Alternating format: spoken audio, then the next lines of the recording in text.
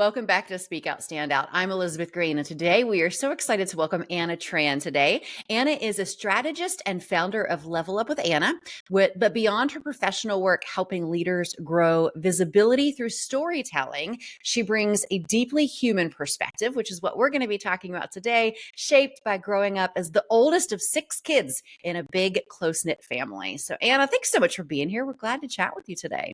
Yeah, wonderful to be here as well, Elizabeth. Thank you for having me. So I guess to start, how did growing up the oldest of 6 kids put you where you are today in your role and what you're passionate about? Yeah, it's pretty crazy, I must say, but very lively. And the biggest thing is being able to, one, be heard, and second, learning how to listen and wait your turn and just find order out of chaos. Right, and those are such important things. I can imagine you have to practice that a little bit more in a bigger family. So, what a great thing. Well, today we specifically want to talk about a couple of things, all centered around building that confidence and communication skills in our kids. But one of the things that you share with people is how to take a shy child to a self-assured child who is confident and can express themselves and use their voice with clarity and courage. All of that sounds great, but how do we actually do that? What does that look like?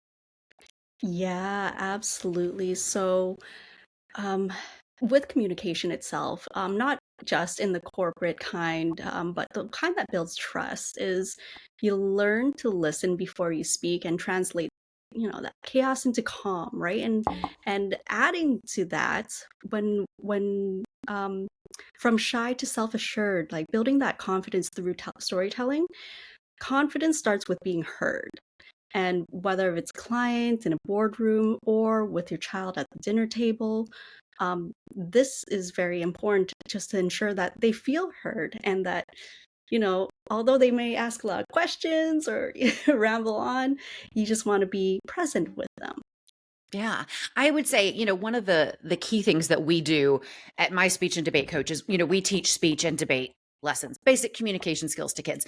And I think that what we do isn't magic, but what we are doing is just listening to them for the most part. And you can absolutely see that change in confidence, even in virtual classrooms, when kids are given an opportunity to share their thoughts and their opinions on, especially when it comes to real world topics that we don't ask them very often. Well, what do you think about banning plastic bottled water? They don't get asked these things very often, but they have real ideas and opinions on them. And so, absolutely agree. Just giving them that space to communicate, I think that's the magic in what we do in our classes, where we see that communication grow. Mm. So how do we? I mean, how do we make sure that they do feel listened to? Like, we said we're busy. We can't always give them our full attention, but what should we do, or what can we try to do in a tangible way to make sure they're feeling heard? Absolutely. So I totally agree with you too, asking them the questions that are life are about just life, right? And just giving them that self-assurance by turning storytelling into an everyday ritual. And instead of asking, how was your day? Maybe try, what moment made you feel proud of today? And even just getting down to eye level with them and making that eye contact as well. And speaking to them like they are an adult and you are genuinely wanting to learn something from them. I think that Yeah, makes a huge difference. it really, really does. I absolutely, I see this. I know exactly what you're saying. So you've mentioned storytelling a couple times, though. I mean, are we talking like reading books to kids, like storybooks, or what do you mean? What does that mean, and how does that apply to parenting? Yeah, no, not just reading books, although that can help a child time travel and work on their creativity. However, being able to articulate what they experience in a format that that guides the listener, which is parent, is a skill as well. So we're helping them communicate through storytelling and effective storytelling as well. And being able to actively listen to your child and asking the right questions kind of to guide them and assure them that, hey, you are listening, gives them the confidence to really open up and tap into their memory and tell the story fully as well. So, do you think that storytelling is something that we are all just like we innately know how to do? We just need to be given the opportunity? Or is this something that we actively need to model for our kids in certain ways and think about the way that we're communicating with them as well? Yeah, honestly, I don't have children yet. However, being the oldest in a big family, um, just experiencing that with different siblings at different age groups, I find that it is important. So I'm speaking from that experience. Yeah. I can't wait to have children and do this as well. So I do understand the importance of making them feel heard and comfortable enough to actually want to tell a story. Because sometimes, especially with teenagers, they're like, I just had a day. That's it. Like nothing happened. Right. So, yeah. Yeah, I can't every day my kids come home from school and if I even bother to ask the question, "How was your day?" I'm gonna get a fine or meh, and that's it, So I like you have said, changing up the questions that we're asking them. What's something you felt proud of today? What's something you learned today that you didn't know? Who did you sit with at lunch? Just opening those open-ended questions. Sometimes you never know where it actually is going to lead, but you have to get them started first, right? Absolutely. Yeah, I think that, kids are a blessing as well. We can always learn something from them. To be honest, I learn things from even my pets, and they don't even speak back to me. So, Absolutely, yes, for sure. I that's what I say too about our classes. When we give kids the opportunity to share, I always walk out learning something. Or if I didn't learn something new, they've come up with a point that I didn't consider in a debate or things like that. But I also always walk out of class feeling hopeful for the future yeah. because like for example, one of the questions we'll ask sometimes like in an impromptu speech scenario is, if you had 3 wishes or if you had $1 million, what would you do with it? And 9 times out of 10 they use at least two of their wishes or most of the money for the good of others. They very rarely say, I would buy I'd put in a pool. They'd say something like, I would uh, buy a big house for my parents so they could retire, or I would make sure nobody went hungry if they had wishes. And so we can learn so much from them, but we can also really be enlightened. And like I said, they're just children are innately good, Yeah. and if we give them the space to communicate things like that with us, like you said, we can learn things, but also it can just really help your mental health. It does for me, sure, for sure. Oh, yeah, it's so heartwarming. Well, what other kind of tips, strategies, things like that parents listening could say, I could start doing this better today to build confidence and communication skills in my kids?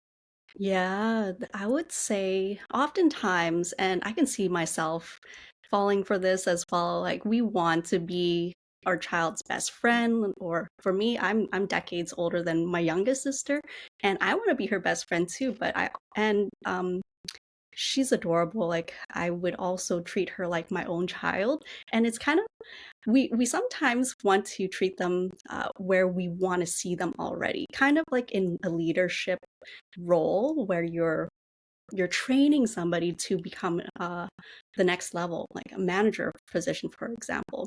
Now we have to kind of let go of that and communicate with them in a way where they feel empowered and listened to, but we also give them the ability to flourish in that role, right? So not just talking down, but talking with.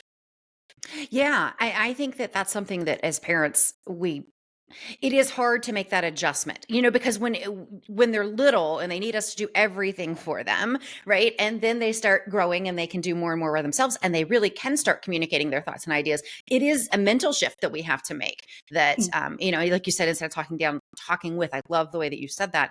And what you suggested earlier, getting down on their level and making eye contact. I honestly have not like actively thought about doing that. I'm sure I've made eye contact with my kids, but I have not like actively thought about like maybe I should sit down whenever one of them's talking to me or something like that. So I'm absolutely going to try that today. But so you said we want to help them grow into the people that we're trying to I don't want to say teach them to be. It's different when we're talking like leadership roles, right? We're training somebody. We're Mhm. not training our children necessarily, but we do have to acknowledge too that we can't train them to be what we want them to be. We can't shape them to be this, this thing, this type of person that we want. And do you think, does that affect, um, do you see similarities in between what you do and training for leadership roles tied to parenting when it comes to things like that? That was a very Yeah. convoluted question. Tell me if it didn't make sense. Oh no, I totally get where you're coming from. And not even just training staff, but also in sales situations where you're asking the client, for example, and you're kind of guiding them to a solution. But you want to ask them the right questions, equipping with them the with equipping them with the right mindset or the right thought pattern to have in order to help them get to the solution and guiding them, but not necessarily telling them exactly what to do. You want to help them get there with the right questions and actively listening so that you can ask the right questions that make sense to that aligns with their thinking as well. Yeah. Oh, yeah. I just to chime in on that too, from my experience, I can think of very specific examples when I've told my kids something that I want them to do versus like helping them figure it out on their own. During the lockdown, during COVID, I remember seeing, um, oh my goodness, the word is going to escape me right now, but they're videos where they're like pictures all stacked one to one after another. It's not an actual video; it's just a bunch of images, so it makes it look like an image. There's a name for it. It's not coming to me. Oh, a But stop motion or something? stop motion, yes, stop motion videos, yes. And I was like, you all should do this with your Legos. How cool would that be? Like something, just an activity for them to do. No, they weren't interested. Now, a few years later, my youngest son, what is he obsessed with? Stop motion videos because he found it and thought that it was cool, not whenever mom suggested it. So I can absolutely see the benefit in leading them where we want them to go as opposed to telling them. That's funny. So Sounds another like thing, me. all of us, right? Oh, I would be the same. Like I'm still that way to this day with my own mom. But I think it's just nature. But another thing you talk about though is building confidence offline. And I know a lot of our listeners, your kids are not on social media at this point, but it's inevitable that it someday they will be, with how integrated social media is into this world. If How do we prevent them from stacking their value from their social media, their online self? And the examples I think about are especially teen girls, and the like. I feel like it was maybe on the social dilemma documentary or something. I remember seeing something about that and about how girls were so impacted by posting pictures of themselves and then how many likes they would get, and it absolutely affected their self-worth. How do we prevent that and make sure that our children know that who they are in this real world, this is what is important? Mm, that's a scary one for me as well, especially when I do have kids and they grow up. But I talk about these type of things with my husband all the time.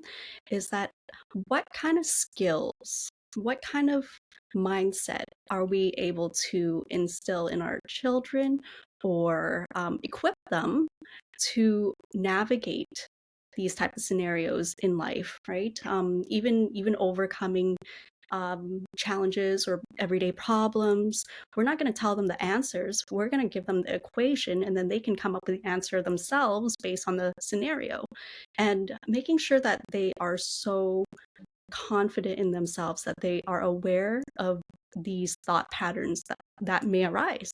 So it's not even just this may sound funny, but it's not even just teenagers as well. Like, although my sister's a teenager, I'm afraid of, but also even experiencing my mom figuring out or finding out about social media nowadays, and I'm Yeah. like, Mom, you gotta be careful, you know.